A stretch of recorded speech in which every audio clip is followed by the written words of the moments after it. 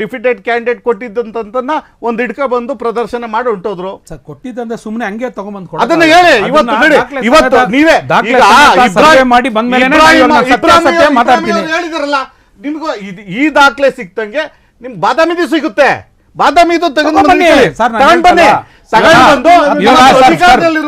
ಸಿದ್ದರಾಮಯ್ಯನವರು ಅದಕ್ಕೆ ನೇರವಾದಂತ ಹೊಣೆ ಯಾರೋ ಸಿದ್ದರಾಮಯ್ಯನವರು. ಇವ್ರದೇ ಸರ್ಕಾರ ಅದೇ, ನೀವ್ ಯಾರನ್ನ ಕೇಳ್ತೀರಾ? ಆಯ್ತು, ಇವತ್ತು ಈಗ ಪ್ರಪ್ರಥಮವಾಗಿ ಅದರಲ್ಲೂ ಬಿಜೆಪಿಯಲ್ಲಿ ಗೆದ್ದಿರುವಂತ ಆತ್ಮಾನಂದ ಅವರೇ, ಸಮಸ್ಯೆಗಳಿದಾವೆ, ಎಲ್ಲಾ ಕ್ಷೇತ್ರಗಳನ್ನು ಪರಿಶೀಲನೆ ಮಾಡಬೇಕು ಅಂತ ಹೇಳ್ತಿರೋದು ತಾವು. ಖಂಡಿತ ಇವತ್ತು ಮಾಡ್ಬೇಕಾದ ಯಾವ್ದೇ ಸರ್ ಅದನ್ನೇ ಸರ್ ನಾವು ಹೇಳ್ತಾ ಇರೋದು. ನಾವು ಬೇರೆ ನಮ್ ಗಾಂಧಿನಗರ ಮಾಡಿ ಮಾದೇಪುರ ಮಾಡಿ ಅಂತ ಹೇಳ್ತಾ ಇಲ್ಲ. ಚುನಾವಣೆಯಲ್ಲಿ ವ್ಯವಸ್ಥೆ ಸರಿ ಇಲ್ಲ, ಚುನಾವಣೆ ಆಯೋಗದಲ್ಲಿ ವ್ಯವಸ್ಥೆ ಸರಿ ಇಲ್ಲ, ಆ ವ್ಯವಸ್ಥೆ ಸರಿಪಡಿಸ್ಕೊಳ್ಳಿ ಅಂತ ಹೇಳ್ತಾ ಇದೀವಿ ನಾವು.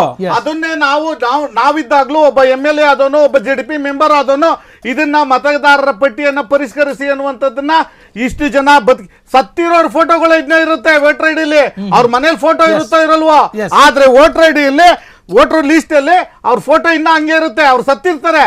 ಎಲ್ಲರಿಗೂ ಗೊತ್ತಿದ್ರು ಕೂಡ BOಗಳು ಕೆಲಸ ಮಾಡೋದಿಲ್ಲ. ಆದ್ರಿಂದ ಇದು ಇಡೀ ದೇಶದ ಸಮಸ್ಯೆ. ಅದನ್ನ ದೊಡ್ಡದಾಗಿ ರಾಜೀವ್ ಗಾಂಧಿ ದೇಶ ನಮ್ದು ನಿಮ್ದೇ ಸರ್, ಇನ್ಯಾರು ಕ್ಲೀನ್ ಮಾಡ್ತಾರೆ? ಏನ್ ಟ್ರಂಪ್ ಬಂದು ಕ್ಲೀನ್ ಮಾಡಕ್ಕಾಗತ್ತೆ? ಇಲ್ಲಿ ನೀವು ನಾವೇ ಮಾಡ್ಬೇಕು. ರಾಜೀವ್ ಗಾಂಧಿ ಅವರು ವ್ಯವಸ್ಥೆ ಸರಿ ಇಲ್ಲ ನೀವು ಹೇಳ್ತೀರಾ, ಆ ವ್ಯವಸ್ಥೆ ಸರಿ ಇಲ್ಲ ಅಂತ ನಾನು ಹೇಳ್ತಾ ಇದ್ದೀನಿ. ವ್ಯವಸ್ಥೆ ಸರಿ ಇಲ್ಲ. ಒಂದ್ ನಿಮಿಷ ನಾಗೇಂದ್ರ ಅವರ ದೆಹಲಿ ಎಲೆಕ್ಷನ್ ಸಂದರ್ಭದಲ್ಲೂ ಕೂಡ ಮಾತು ಕೇಳಿದ್ರೇನ್ರಿ? ಆತ್ಮಾನಂದ ಅವರು ಅದ್ಯಾರ್ದೋ ಹೆಸರು ಹೇಳ್ತಾರೆ, ನಾವು EVM ಅವಾಗಿಂದಂಗೆ ಅವಾಗೆಲ್ಲ EVM ಇರ್ಲಿಲ್ಲ ಕಣ, ನಾವೇ 4 ಜನ ಕುತ್ಕೊಂಡು ಒತ್ತಿ ಒತ್ತಿ ಒತ್ತಿ ಕಳಿಸ್ಬಿಡ್ತಿದ್ದೋ ಅನ್ನುವಂಥದ್ದು ಇವ್ರದೇ ನಾಯಕರು ಹೇಳಿರೋದು, ಇವರೇ ಮಾಡ್ಕೊಂಡ್ ಬಂದಿರೋದು.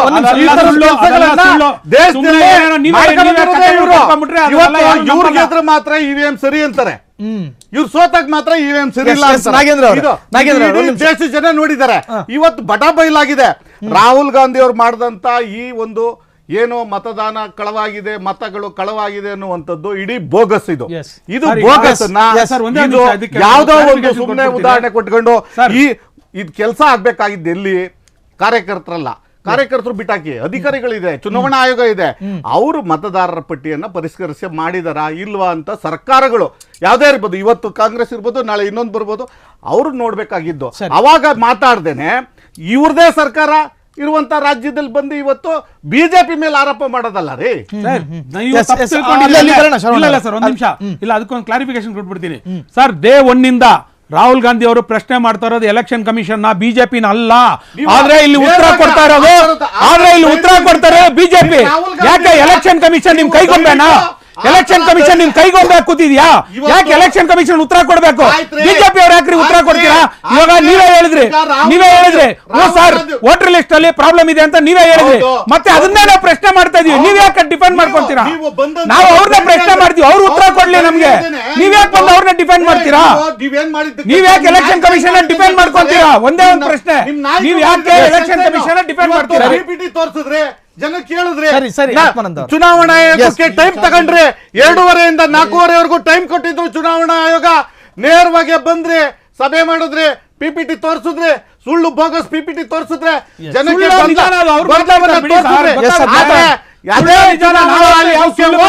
ನಾವು ಗಾಳಿಯಲ್ಲಿ ಗುಂಡೊಡೆಯ ಕೆಲಸ ಮಾಡೋರಲ್ಲ. ನಾವು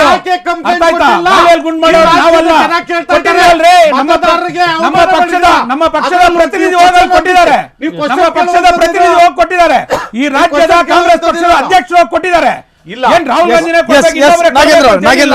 ದೆಹಲಿ ಚುನಾವಣೆಯ ಸಂದರ್ಭದಲ್ಲಿ ಕಾಂಗ್ರೆಸ್ ವೋಟ್ ರಾಬರಿ ಅಥವಾ ಮತಚೋರಿಯ ಬಗ್ಗೆ ಪ್ರಸ್ತಾಪ ಮಾಡಲಿಲ್ಲ.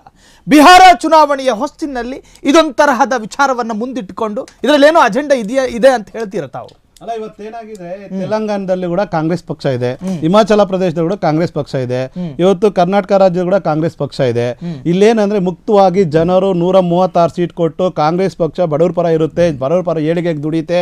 5 ಗ್ಯಾರಂಟಿಗಳನ್ನ ಒಂದು ಯೋಜನೆಗಳು ಮತ್ತೆ ಒಳ ಮೀಸಲಾತಿ ಇವು ಪ್ರಣಾಳಿಕೆಯಲ್ಲಿ ಕೊಟ್ಟಿದ್ರಲ್ಲ, ಒಳ ಮೀಸಲಾತಿನ ನಾವು ಕೂಡಲೇ ಸರ್ಕಾರ ಬಂದ ಕೂಡಲೇ ನಾವು ಜಾರಿಗೆ ತರ್ತೀವಿ ಅಂತ ಏನೊಂದು ಮಾತು ಕೊಟ್ಟು ಪ್ರಣಾಳಿಕೆಯಲ್ಲಿ ಹೇಳಿದ್ರಲ್ಲ, ಈ ಒಂದು ದಲಿತ ಸಮುದಾಯಗಳನ್ನ ಎಲ್ಲರೂ ಒಕ್ಕೂಟ ಮಾಡಿ ಒಕ್ಕೂಟ ತಂದು ಆ ವೋಟ್ ಬ್ಯಾಂಕ್ ಕನೆಕ್ಟ್ ಮಾಡ್ಕೊಂಡಿದ್ರು ಇವರು. ಈ ಒಂದು ಭರವಸೆ ಮೇಲೆ ಮೇಲೆ ರಾಜ್ಯದ ಜನ ಭರವಸೆ ಇಟ್ಟು ಇವತ್ತು ರಾಜ್ಯ ಸರ್ಕಾರ ತಂದರು. ಆ ಸರ್ಕಾರ ತಂದಾಗಿಂದ ಏನಾಗ್ತಾ ಇದೆ, ಇವರು 5 ಗ್ಯಾರಂಟಿಗಳು ತೋರಿಸ್ಕೊಂಡು ಯಾವುದೇ ಅಭಿವೃದ್ಧಿಗಳು ಕುಂಠಿತ ಆಗಿದೆ. ಸ್ವಪಕ್ಷದ ಕಾಂಗ್ರೆಸ್ ಶಾಸಕರು ಸಚಿವರು ಕೂಡ ಆಚೆ ಕಡೆ ಬಂದು ಬೀದಿ ಆಟಗಳು ಆಡ್ತಾ ಇದ್ದಾರೆ, ಬೀದಿ ನಾಟಕಗಳು ಮಾಡ್ತಾ ಇದ್ದಾರೆ. ಅದು ಅಷ್ಟೆಲ್ಲ ಇದ್ರೆ ಕೂಡ ಇವತ್ತು ಅವರು ರಾಜೀನಾಮೆ ಕೇಳಕ್ಕೆ ಇವ್ರು ಯಾರಿಗೂ ಧೈರ್ಯ ಇಲ್ಲ. ಯಾಕೆ ಈ ರಾಜಣ್ಣನವ್ರನ್ನ DCM ಟಾರ್ಗೆಟ್ ಮಾಡೋದು ಅನ್ನೋದು ರಾಜ್ಯದ ಜನದ ಪ್ರಶ್ನೆ. ಮತ್ತೊಂದು ಹೇಳ್ಬೇಕಾದ್ರೆ ಈ ಒಂದು ಗೋಲ್ಮಾಲ್ ಅಕ್ರಮ ಅನ್ನೋದು 1971 ಚುನಾವಣೆಯಲ್ಲಿ ಅಕ್ರಮ ಆಗಿದೆ ಅನ್ನೋ ಸನ್ಮಾನ್ಯ ಶ್ರೀ ಇಂದಿರಾ ಗಾಂಧಿ ಅವರು ಕೂಡ 1971 ಚುನಾವಣೆ ಅಕ್ರಮ ಆಗಿದೆ ಅಂತ ಒಂದು ಕೋರ್ಟಿಂದನೇ ಒಂದು ಪ್ರೂವ್ ಆಗುತ್ತೆ. ಅದು ಗೋಲ್ಮಾಲ್ 1,11,810 ಮತಗಳು ಅತಂತ್ರದಿಂದ ಗೆದ್ದಿದ್ದಾರೆ ಅನ್ನೋದು ಪ್ರೂವ್ ಆಗುತ್ತೆ. ಪ್ರೂವ್ ಆದಮೇಲೆ 1975 ಜೂನ್ 25 ತುರ್ತು ಪರಿಸ್ಥಿತಿ ದೇಶಕ್ಕೆ ತರ್ತಾರೆ. ಅದು ಚುನಾವಣೆ ಆಯೋಗದ ಗೋಲ್ಮಾಲ್ ಅಂತಲೇ ಪ್ರೂವ್ ಆದ್ಮೇಲೆ ಆಗಿತ್ತು. ಗೋಲ್ಮಾಲ್ ಅನ್ನೋದು ಚುನಾವಣೆ ಮತಗಳು ಅಕ್ರಮ ಆಗಿರೋದು ಈ ಕಾಂಗ್ರೆಸ್ ಪಕ್ಷದಿಂದನೇ ಹೊರತು ಮತ್ತು ಈಗ ಬಂದಿರೋಂಥದ್ದಲ್ಲ. ಈ ರೀತಿ ಹೇಳೋಕ್ಕಾದ್ರೆ ಇವತ್ತು ಏನು ರಾಹುಲ್ ಗಾಂಧಿಯವರು ಈ ದೇಶದಲ್ಲಿ ಸುಮಾರು 12 ಬಾರಿ ಸುಪ್ರೀಂ ಕೋರ್ಟ್ ಮುಂದೆ ಹೋಗಿ ತಪ್ಪಾಗಿದೆ ಸ್ವಾಮಿ ಸಾರಿ ಅಂತ 12 ಬಾರಿ ಹೇಳಿದ್ದಾರೆ. ಇವ್ರು ಮಾಡ್ತಾ ಇರೋಂಥ ಒಂದು ಆರೋಪ ಏನಿದೆ ಚುನಾವಣಾ ಆಯೋಗದ ಮೇಲೆ, ಅದು ಸರಿಯಾದ ರೀತಿಯಾದ ಆರೋಪ ಮಾಡಬೇಕಲ್ವಾ, ಪ್ರೂವ್ ಮಾಡಬೇಕಲ್ಲ. ವೋಟಿಂಗ್ ಆಗಿರುತ್ತಾನೆ ಬೇಕಾರೋದಿಲ್ಲ. ಈಗ ಒಬ್ಬ ವ್ಯಕ್ತಿ ಮೇಲೆ 5 ಲಿಸ್ಟ್ ಇದೆ ಅಂದಾಗ ಅವ್ರು ವೋಟ್ ಹಾಕಿದಾರ, ಆ ವ್ಯಕ್ತಿ 5 ವೋಟ್ ಹಾಕಿರೋದನ್ನ ದೃಢ ಮಾಡಬೇಕಲ್ಲ. ಅದನ್ನು ಬಿಟ್ಟು ಬರೀ ಒಂದು ಪಟ್ಟಿ ಪುಸ್ತಕ ಥರ ಬುಕ್ ಲಿಸ್ಟ್ ಇಟ್ಕೊಂಡ್ಬಂದ್ಬಿಟ್ಟು ಚುನಾವಣಾ ಆಯೋಗಕ್ಕೆ ಒಂದು ಆರೋಪ ಮಾಡಿ ಆ ಚುನಾವಣಾ ಆಯೋಗದ ಅದು ಕೆಳಗಡೆ ಕೆಲಸ ಮಾಡುವಂಥ ಯಾರು ಇಲ್ಲಿ? ಇವಾಗ ರಾಜ್ಯದಲ್ಲಿ ಚುನಾವಣಾ ಆಯೋಗ ಇದೆ. ಇವತ್ತು ಎಲೆಕ್ಷನ್ ಅಂತ ಬಂದಾಗ ಈ ರಾಜ್ಯದ ಸರ್ಕಾರಿ ಅಧಿಕಾರಿಗಳೇ ಕೆಲಸ ಮಾಡೋ ಚುನಾವಣಾ ಕೈ ಕೆಳಗಡೆ. ಅದಕ್ಕೇನು ಸಂಸ್ಥೆಗೆ ಸಪ್ರೇಟ್ ಆದ ಒಂದು ನೌಕರ ಇಲ್ಲ, ಅದಕ್ಕೇನು ಒಂದು ಅಲ್ಲಿ ಸರ್ಕಾರಿ ಅಧಿಕಾರಿಗಳಿಲ್ಲ. ಸರ್ಕಾರಿ ಚುನಾವಣಾ ಆಯೋಗದ ಕೆಳಗಡೆ ಬರೋಂಥ ಕೆಳ ಅಧಿಕಾರಿಗಳು ರಾಜ್ಯ ಸರ್ಕಾರದಿಂದನೇ ಕೊಡೋದಲ್ವಾ. ಸೊ ಹಂಗಾರೆ ಇವರು ಯಾರು ತಲೆ ದಂಡ ಮಾಡ್ಬೇಕಿಲ್ಲಿ? DC-ನ, AC-ನ, ತಹಸೀಲ್ದಾರ್ನ, PDO-ನ, ಕೇಸ್ ಹಾಕೋರಲ್ಲ, ಇವ್ರನ್ನ ತಲೆ ದಂಡ ಮಾಡಬೇಕಲ್ಲ. ತಪ್ಪು ಮಾಡಿದ್ರೆ ಇವರೇ ತಾನೇ ಮಾಡಿರಬೇಕು, ಸರ್ಕಾರದ ಅಧಿಕಾರಿಗಳಲ್ಲ ಇವ್ರನ್ನ ಯಾಕೆ ಇವ್ರು ಪ್ರಶ್ನೆ ಮಾಡೋಕ್ಕಾಗ್ತಾ ಇಲ್ಲ? ಒಂದು ವಿಚಾರ, ಇವತ್ತು ಡೈರೆಕ್ಟ್ ಆಗಿ ಎಲೆಕ್ಷನ್ ಕಮಿಷನ್ ಅಲ್ಲಿ ಕೆಲಸ ಮಾಡುವಾಗ ಅವ್ರ ವಿರುದ್ಧ ನೀವು ಡೈರೆಕ್ಟ್ ಆಗಿ ಚಾರ್ಜಸ್ ನಾವು ವಿರುದ್ಧ ಹೇಳ್ತಾ ಇಲ್ಲ, ವಿರುದ್ಧ ಅಲ್ಲ. ಆದ್ರೆ ರಾಜ್ಯದ ಯಾಕಂದ್ರೆ ಅವರು ಅವತ್ತು ಎಲೆಕ್ಷನ್ ಕಮಿಷನ್ ಅಂಡರ್ ಅಲ್ಲಿ ಕೆಲಸ ಮಾಡಿರ್ತಾರೆ. ಎಲೆಕ್ಷನ್ ಕಮಿಷನ್ ಇವತ್ತು ನಾವು ನೀವ್ ಹೇಳ್ತಾ ಇದ್ರಲ್ಲ, ಸೇಮ್ ಸ್ಟ್ಯಾಂಡ್ ನಾವು ಹೇಳ್ತಾ ಇದೀವಿ. ನಾವು ಇವತ್ತು ಎಲೆಕ್ಷನ್ ಕಮಿಷನ್ ಕೇಳ್ತಾ ಇದೀವಿ, ಯಾರಿದ್ರು ತಪ್ಪಿಸ್ತರಿದಾರೋ ಅವ್ರನ್ನ ನೀವು ಕೂಡಲೇ ಅವ್ರನ್ನ ಮೇಲೆ ಕ್ರಮ ತಗೊಳ್ಳಿ ಅಂತ ಹೇಳ್ತಾ ಇದೀವಿ. ನಾವು ಅವ್ರನ್ನ ನೀವು ಕ್ರಮ ತಗೊಳ್ಳಿ ಅಂತ ಹೇಳ್ತಾ ಇದೀವಿ. ಖಂಡಿತವಾಗ್ಲೂ ಕೊಡ್ತಾ ಇದೀವಿ.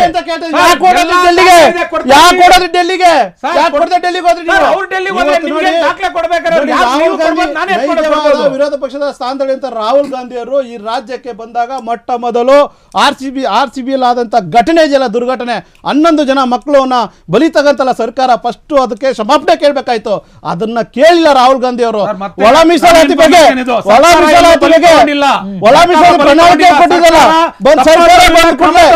ಸರ್ಕಾರ ಬಂದ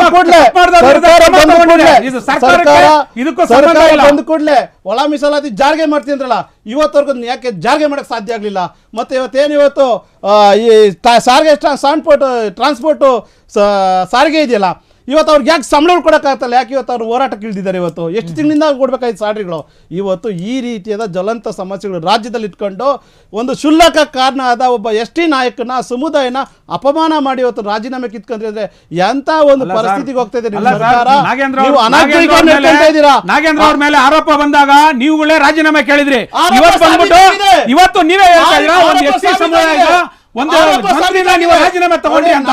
ಯಾವ ಸ್ಟ್ಯಾಂಡ್ ನಿಮ್ದು? ಯಾವ್ದೋ ಒಂದು ಸ್ಟ್ಯಾಂಡ್ ಇರಿ. ನೋಡ್ರಿ, ನಾನು ಭ್ರಷ್ಟಾಚಾರ ವಿರುದ್ಧ ಇದ್ದೀನಿ ಅಂತ ನಿಂತ್ಕೊಳ್ಳಿ, ಇಲ್ಲ ಭ್ರಷ್ಟಾಚಾರ ಪರವಾಗಿ ಇದ್ದೀನಿ ಅಂತ ಹೇಳಿ. ಸುಮ್ನೆ ಜಾತಿ ನೆತ್ಕೊಂಡ್ಬರೋದು, ಧರ್ಮ ನೆತ್ಕೊಂಡ್ಬರೋದು, ಈ ಕೆಲಸ ಮಾಡಕ್ ಹೋಗ್ಬೇಡಿ. ಭ್ರಷ್ಟಾಚಾರಕ್ಕೆ ಯಾವ ಜಾತಿನೋ ಯಾವ ಧರ್ಮಿನ ಯಾವ ಭಾಷೆನೂ ಸೀಮಿತ ಇರಲ್ಲ. ಭ್ರಷ್ಟಾಚಾರಿನೇ. ಸ್ಟ್ಯಾಂಡ್ ಕ್ಲಿಯರ್ ಆಗಿರ್ಬೇಕು. ನಾನು ಭ್ರಷ್ಟಾಚಾರದ ವಿರುದ್ಧ ಹೋರಾಟ ಮಾಡ್ತೀನಿ, ಇಲ್ಲ ಭ್ರಷ್ಟಾಚಾರದ ಪರವಾಗಿದ್ದೀನಿ. ಸ್ಟ್ಯಾಂಡ್ ತಗೊಳ್ಳಿ ನೀವು. ನಾವು ವಿಷಯಕ್ಕೆ ಬಂದ್ಬಿಡೋಣ. ವಿಷಯಾಂತರ ಆಗೋದು ಬೇಡ. ನಿಮಗೆ ಗ್ಯಾರಂಟಿಯಲ್ಲಿ ಅಕ್ಕಿ ಕೊಡಲ್ಲ ಅಂದ್ರೆ ರಸ್ತೆ ಮಾಡ್ಕೊಡ್ತೀನಿ ಅಂತಂದ್ರು. ನಿಮ್ಗೆ ಅಕ್ಕಿ ಬೇಡ ಅಂದ್ರೆ ರಸ್ತೆ ಮಾಡ್ಕೊಡ್ತೀನಿ ಅಂದ್ರು. ಅವ್ರದಾಗ ರಾಜೀನಾಮೆ ನೀವು ತಗೊಳ್ಳಿಲ್ಲ. ದೇಶಪಾಂಡೆ ಹೇಳಿದ್ರಲ್ವಾ, ಇವತ್ತೇನೋ ನಾವು ಏನೋ ಫ್ರೀ ಉಚಿತ ಕೊಟ್ರೆ ರಾಜ್ಯ ಹಾಳಾಗೋಗುತ್ತೆ ಅಂದ್ರಲ್ಲ, ಅವ್ರದಾಗ ರಾಜೀನಾಮೆ ಕೇಳ್ತಾ ಇಲ್ಲ. ಇದೇ ಪರಮೇಶ್ವರ್ ಹೇಳ್ತಾರಲ್ವಾ, ರಾಜ್ಯ ಸರ್ಕಾರದಲ್ಲಿ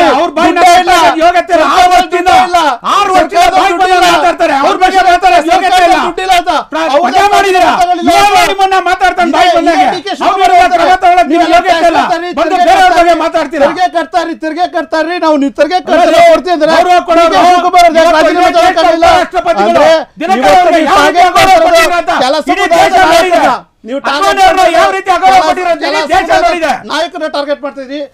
ಸುಮ್ನೆ ಏನೇನೋ ಮಾತಾಡ್ಬೇಕು, ನೋಟಿಸ್ ಮಾತಾಡೋಕ್ಕಾಗಲ್ಲ. ಈ ವಿಚಾರದಲ್ಲಿ ನೋಟಿಸ್ ಕೊಟ್ಟು ಹೇಳ್ಬೋದಾಗಿತ್ತು. yes, ವಿಷಾಂತರ ಈ ರೀತಿ ಆಗೋದು ಬೇಡ. ವಿಚಾರಗಳನ್ನ ನೀವು ಮಾಡಬೇಡಿ, ಪಕ್ಷಕ್ಕೆ ವಿರೋಧವಾದ ಮುಜುಗರವಾದ ಮಾತುಗಳನ್ನ ಆಡ್ಬೇಡಿ ಅಂತ ಹೇಳ್ಬೋದಾಯ್ತು. ಅದೇ ಏಕೈಕ ಯಾವ್ದೇ ಅಗರ್ನೆಲ್ಲ ರಾಜಣ್ಣ ಮೇಲೆ ಅದು ಅವ್ರನ್ನ ನೀವು ತಲೆದಂಡ ಮಾಡ್ತಾರಲ್ರಿ. ಈ ನಮ್ಮ ರಾಜ್ಯದಲ್ಲಿ ಪಕ್ಷದ ಒಪ್ಪುತ್ತೇನ್ರಿ ಆ ಸಮುದಾಯಕ್ಕೆ ನೀವು ಅನ್ಯಾಯ ನಾವು ಮಾಡಿದ್ರಿ. ಯಾವ ರೀತಿ ಪಾಲನೆ ಆ ಸಮುದಾಯ ಮಾಡ್ಬೇಕು ನಾಯಕನ ನಮ್ಗೆ ಗೊತ್ತಿದೆ. ಆ ಸಮುದಾಯ ನಾಯಕನಿಗೆ ಅನ್ಯಾಯ ಮಾಡಿದ್ರಿ ನಿಮ್ಮ ನೀವು. ಪಕ್ಷದಲ್ಲಿ ಬಿಜೆಪಿ ಸಮುದಾಯದ ನಾಯಕನಿಗೆ ಅನ್ಯಾಯ ಮಾಡಿದ್ರಿ ನೀವು. ಅಂತಕ್ಕಂಥದ್ದನ್ನ ನೀವು ಪಾಲನೆ ಮಾಡಿ. ಆ ಸಮುದಾಯದ ನಾಯಕನಿಗೆ ಅನ್ಯಾಯ ಮಾಡಿದ್ರಿ ನೀವು. ನೋಡಿ ಕಲ್ತ್ಕೊಳ್ಳಿ ಆ ನೀವು. ಸಮುದಾಯದ ನಾಯಕನಿಗೆ ಯಾವ ಅನ್ಯಾಯ ರೀತಿ- ಮಾಡಿದ್ರಿ ನೀವು. ಎಂತ Yes, ದೊಡ್ಡ yes, ರಾಜ್ಯ, yes. ಯಾವ ರೀತಿ ನಾವು ನಿರ್ಣಯ ತಗೊಂಡಿದ್ದೀವಿ ಅಂತ. ಎಷ್ಟು ಕಮ್ಮಿ ಸಮಯದಲ್ಲಿ ಏನ್ ನಿರ್ಣಯ ತಗೊಂಡಿದ್ದೀವಿ ಅಂತ ನಮ್ಮನ್ನ ನೋಡಿ ಕಲ್ತ್ಕೊಳ್ಳಿ. Yes. ನಿಜವಾಗ್ಲೂ ಇವತ್ತು ಹೊರಬೇಕಂದ್ರೆ ಶಿಸ್ತಿನ ಪಕ್ಷ ಅಂದ್ರೆ ಕಾಂಗ್ರೆಸ್ ಅಂತ ನೀವು ಹೆಮ್ಮೆಯಿಂದ ಹೇಳ್ಬೇಕು. ಕ್ಷಣ ಕ್ಷಣದ ಸುದ್ದಿಗಳಿಗಾಗಿ ಫ್ರೀಡಂ ಟಿವಿ ಸಬ್ಸ್ಕ್ರೈಬ್ ಮಾಡಿ, ಲೈಕ್ ಮಾಡಿ ಹಾಗೂ ಫಾಲೋ ಮಾಡಿ. ಹೊಸ ಸುದ್ದಿಗಳ ನೋಟಿಫಿಕೇಶನ್ಗಾಗಿ ಬೆಲ್ ಐಕಾನ್ ಮೇಲೆ ಕ್ಲಿಕ್ ಮಾಡಿ.